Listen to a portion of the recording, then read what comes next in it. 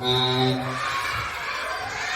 guru dari SD 32 dan 60. Pada hari ini perkenalkan, nama saya Wasakti, calon guru penggerak angkatan ke-9. Dan di sini saya akan memaparkan demonstrasi kontekstual modul 1 tentang budaya positif. Baiklah Bapak Ibu, sebelum kita mulai, Bapak Ibu saya minta tolong untuk berdiri sebentar. Kita ice breaking sebentar ya. Ikuti saya.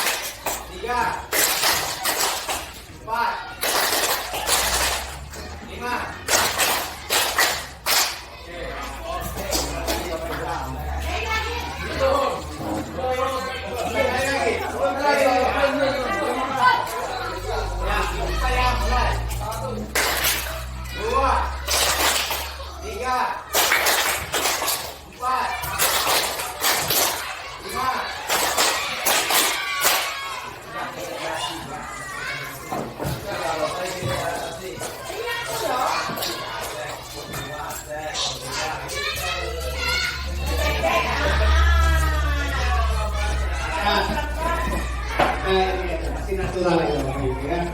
Nantilah konsentrasi. Baiklah kita lanjut Pak. Nah Bapak Ibu, di sekolah kita Bapak Ibu ya, kita mengenal dengan budaya positif. Oke Bapak Ibu, sudah tidak asing lagi apa pengertian dari budaya positif, yaitu kebiasaan-kebiasaan yang sudah kita lakukan di sekolah. Contohnya apa Bapak Ibu? Iya, salaman.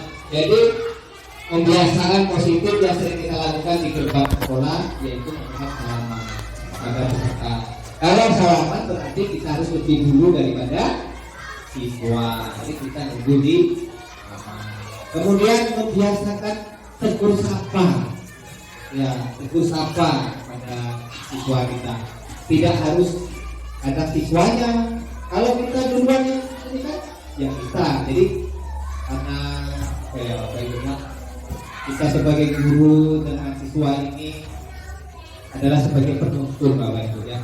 Jadi kita rubah mindset kita itu bahwa kita adalah tugas kita menuntun. Arti menuntun bahasa Jawanya itu Bapak Ibu ini anak kecil kita tuntun. Nah, gitu ya. Lanjut. Kemudian sebagai guru memiliki kewajiban menerapkan budaya positif sekolah. Nah, yang kita sampaikan tadi, kita membiasakan menegur, membiasakan salaman. Nah, kemudian kita membiasakan juga hal-hal yang baik itu kita terapkan di sekolah. Itulah peran kita. Karena kita itu adalah sebagai contoh, Jadi kita harus terapkan itu Bapak Ibu. Bapak Ibu. Nah, di sini disiplin positif dan nilai kebaikan universal. Disiplin positif adalah menanamkan motivasi yang ketiga pada murid-murid kita, yaitu menjadi orang yang mereka inginkan dan menghargai diri dengan nilai-nilai yang mereka percaya. Nah, Bapak Ibu, selama ini kita sudah berkecimpung dengan siswa ya Bapak Ibu. Nah, sedangkan kita menerapkan disiplin itu, tapi tidak kita dasari dari kita. Nah ini yang kita nyuruh siswa untuk aktif, tapi Bapak Ibu kita tidak aktif. Menyuruh seragam, tapi kita terkadang tidak seragam. Nah ini adalah sebagai renungan untuk kita sebagai pendidik. Kita harus benar-benar menerapkan itu, kita contohkan dari kita. Nah, disiplin itu harus kita terapkan dari dalam. Bagaimana siswa itu bisa menerapkannya dari dalam hatinya. Jadi tidak ada unsur paksaan Bapak Ibu. Kalau selama ini kita memaksakan, usahakan kita tidak memaksakan. Memang kita siswa itu timbul dari dalam hatinya. Makanya di sini ada nilai kebajikan yang dari menurut pendapat ahli ya, Dr. William Glasser, yang itu menyatakan bahwa setiap perbuatan itu memiliki suatu tujuan,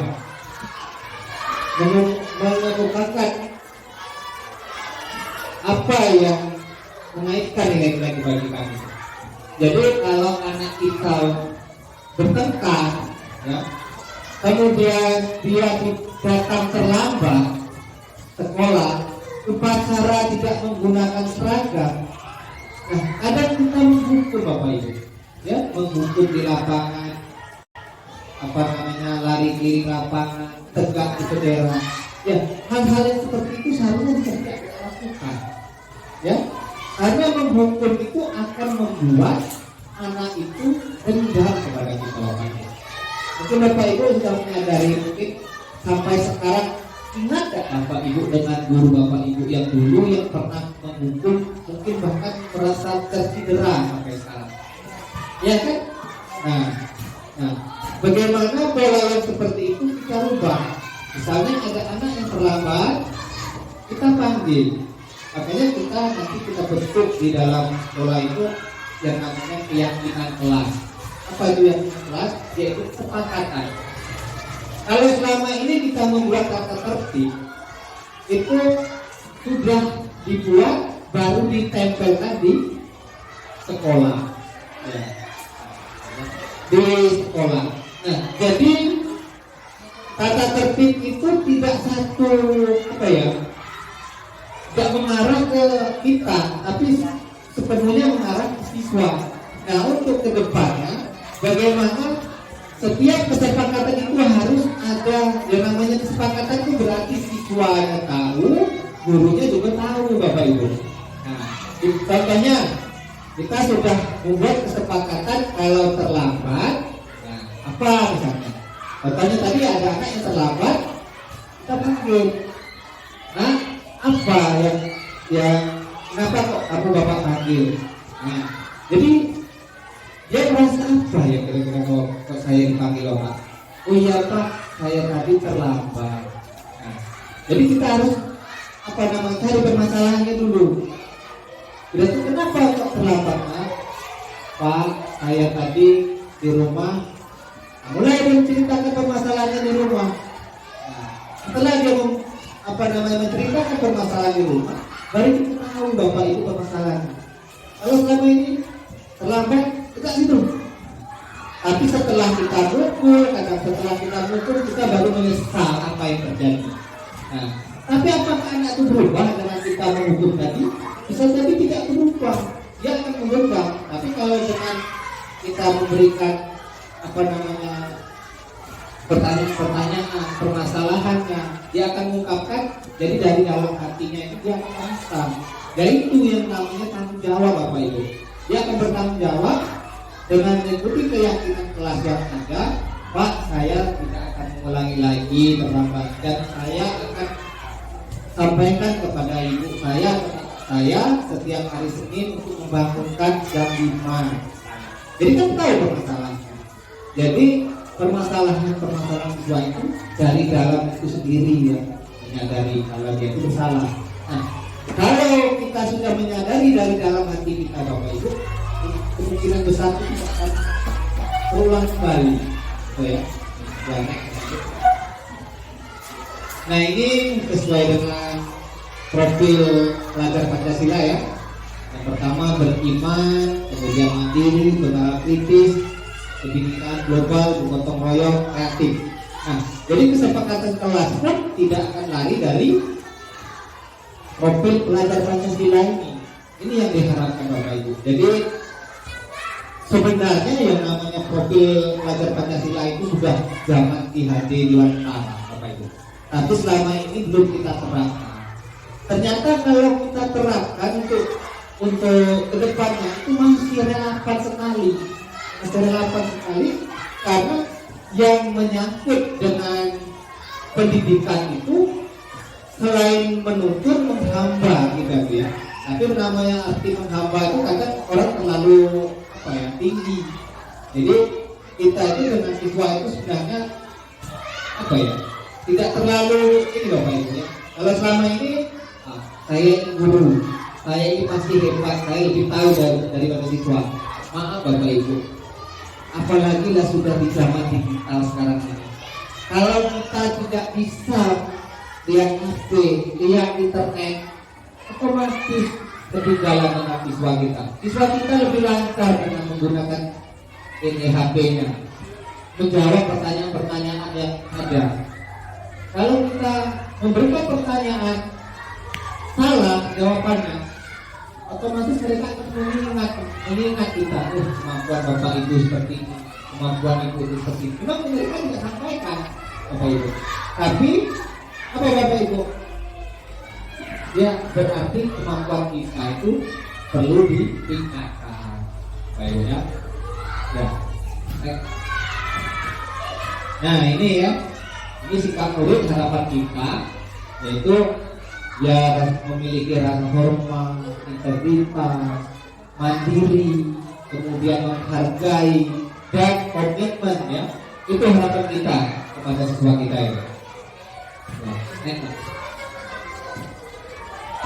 Kemudian ini menurut pendapat ahli juga, yaitu tentang menyatakan ada 3 motivasi perilaku manusia. Nah, yang namanya motivasi itu Bapak itu kan memberikan semangat. Nah ini yang pertama yaitu menghindari ketidaknyamanan atau hukuman.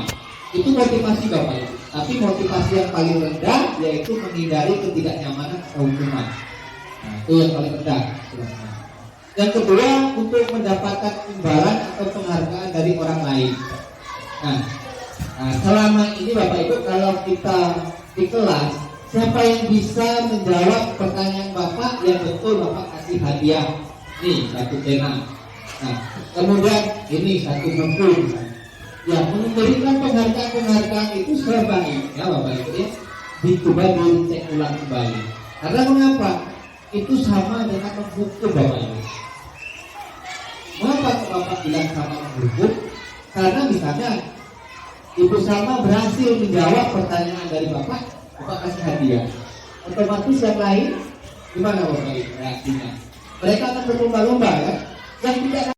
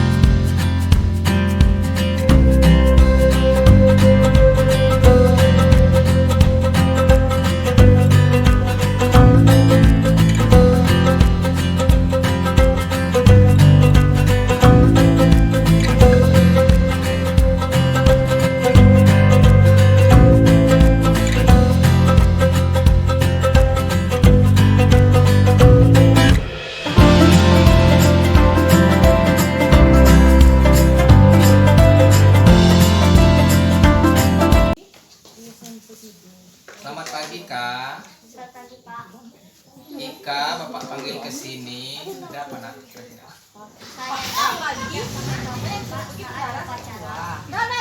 Oh iya Ika, kita pasti pernah melakukan kesalahan, termasuk Ika, Bapak, dan teman-teman lainnya. Kira-kira apa kesalahan yang dilakukan Ika?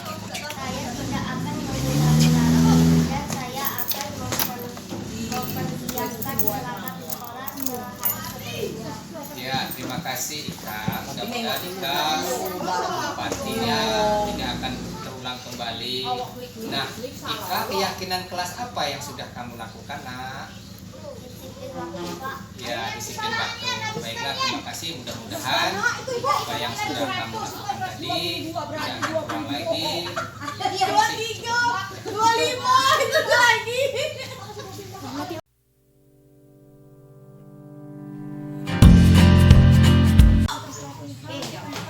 Pagi, nak. Rezi, Bapak panggil ke sini. Ada apa, Rezi?